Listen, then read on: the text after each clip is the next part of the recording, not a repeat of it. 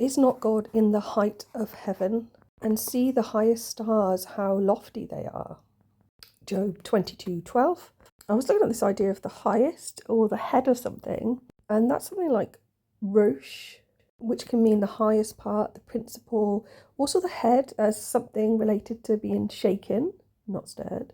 The top of something, a chief, a captain, a band. I guess by band is that band of brothers. I'm not quite sure about that one. And you have, once this isn't actually a head, it's a purple splodge. Although I did think possibly it looked like a head turned to the side when it was upside down. I've just turned it slightly. It's in at an angle in the actual picture, but I've turned it around so that you can see it more clearly. Actually, this is someone stood on top of a mountain, I think, like wearing a cloak, and their hands are like together underneath the cloak.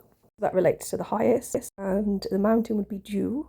So again, turn slightly around so you can see it more clearly. I see like there's like a pond with water splashing into it at the bottom. There's a person stood on the right hand side, and then next to them it's either rocks, but I think it's actually a creature, because it possibly looks like it's got antlers on the head, but I don't really know. Over on the top right, it looks like the sort of mountains coming out. Also possibly looks like the heads of people. There's squiggles underneath that, but it also looks a bit like the letters I-M. So not too sure what that actually means, but I do like the look of that pool at the bottom, and there are squiggles in there which may be letters. Thanks for listening. And that's going to be the last video until I've written at least one chapter of my thesis. So if you never hear from me again, that is why.